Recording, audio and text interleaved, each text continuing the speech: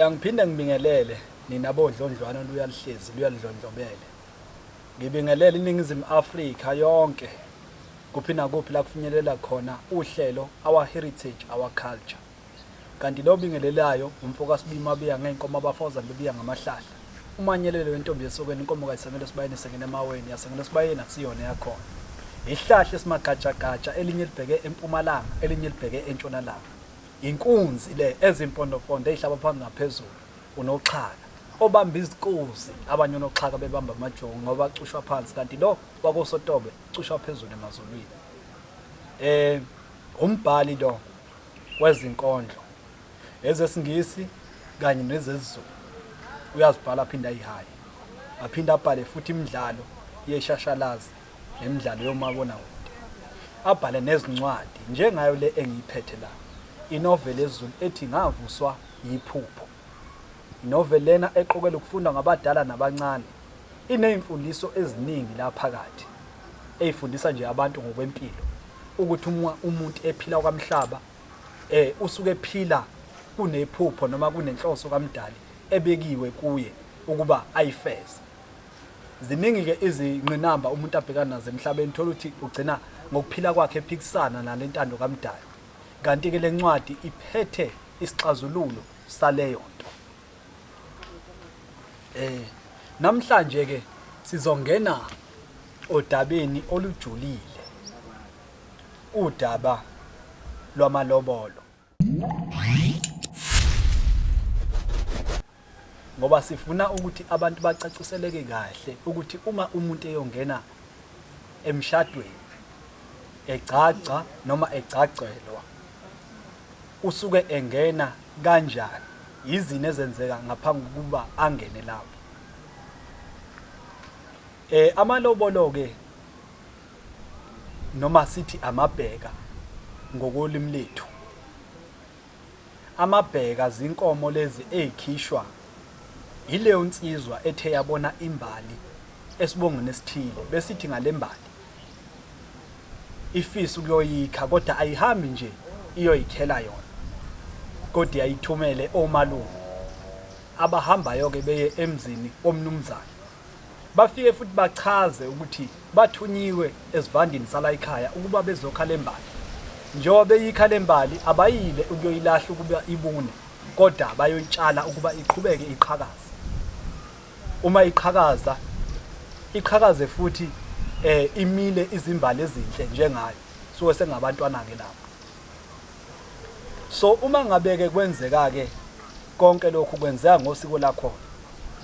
Amalobolo uma sichaza ukuthi ayini amalobolo noma ayini amabheka ungadideki ekhaya. Uma ngithi amabheka ngisasho wona amalobolo. Amalobolo ke zinkomo endule bekade zikhishwa ileyo nsizwa ithuma omalume. Bafike emzini omnumzana wakubo kwentombi bazisho ngembala yazo ukuthi siphethe nazi inkomo mhlawumbe uzosho ukuthi ematshentaba asho ukuthi mhlambe enkone azichaze kanjalo. Uma benza lokho basuke besamemeza ngaphandle. Endulo ke bekunomkhuba omuhle okuphiliswana ngawo ukuthi uma ngabe kuthunyele abakhongi befikile la ekhaya umnumzana bezenzela nje noma yini ebibukeka njengokuchwenza. Izeke noma singenalo igunya sokuthi sithi umnumzana uyachwenza. Bekuthi mangabe ekseni ngoba bafika ekseni abakhongi bezokhonga bememeza esangweni becela ihlobo esihle la ekhaya. Umnumzane ke bevele ayithathele isagila abize izinja aphume ayozingela ebashiya belindile lapha belokhu bememeze njalo. Uyothi ngesikhathi kabuya ngaso bese kuthunyela ingane encane iyoza ukuthi beze ngani. Umkhuba nje lo obuwenziwa esingakuthatha nje ukuthi mhlambe bekusuke bedlaliswa ngayo leyo ndlela, nangokuthi kuyaqondakala ukuthi mangabe nizocela ihlobo esihle akufuneki mhlambe ukuthi kube ngathi into eyenzeka kalula, ngoba kwesinye isikhathi abakulowo muzi banziba benibona. Thokuthi kwesinye isikhathi hayi ngoba benziba mhlambe nifike ekseni kakhulu izinto zala ekhaya ayikakenziwa ngendlela efanele, njengokuthi mhlambe akaka-clean, ayikakahlanzi izindlu. Njengoba nimemeza laphayana akakaphekwa, nizophakelwani mase ningeniswe la ngaphakathi sekuxoxe. Kwesinye isikhathi thothi mhlambe kusalungisa indlu enizongeniswa kuyona, uma kubiza ukuthi isindwe ibisindwa ilindwe iyome, shuthi makuthi yoma mhlambe ngeyithuba zamahora esibili osukwini niyokhane ningena ngaleso sikhathi leso, bekungeyona inkinga lokho.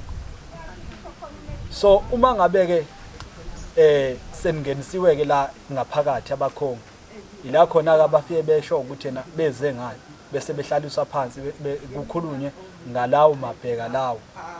Bese eyasho ke umnumzana ukuthi mhlambe la ekhaya ilokhunga amalobola ala ekhaya hamba kanganani.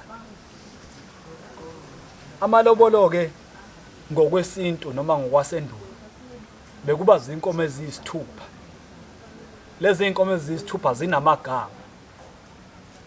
Ukuthi uthola ukuthi esikhathini samanje amalobolo aseyishumi oku-11 yinto leyo ibingekho endulo, kodwa ifike nomlungu uTheophilus uSomtsewu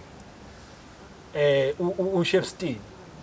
Lo mlungu lowo waze washonela eMaritzburg.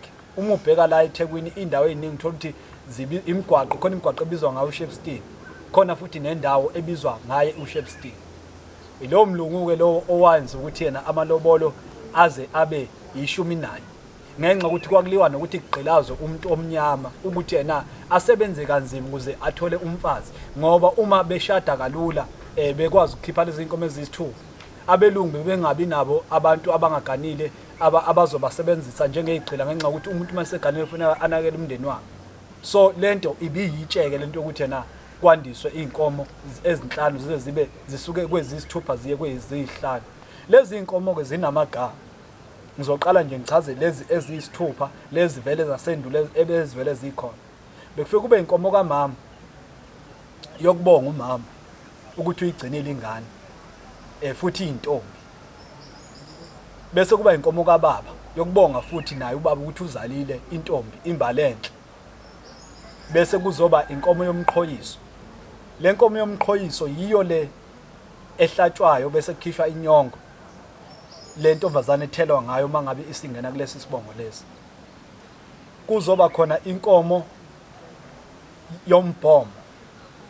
Le nkomo yombhomo ile ethi mayihlatshiwe bese kukhishwa ilokhunga isidwaba kuyo. Isuke ikhishwa umkhwenyana ekhiphela intombazane le ayithathayo. Iyona ke le ngesikhumba sayo kwenziwa isidwaba sakhe umakoti.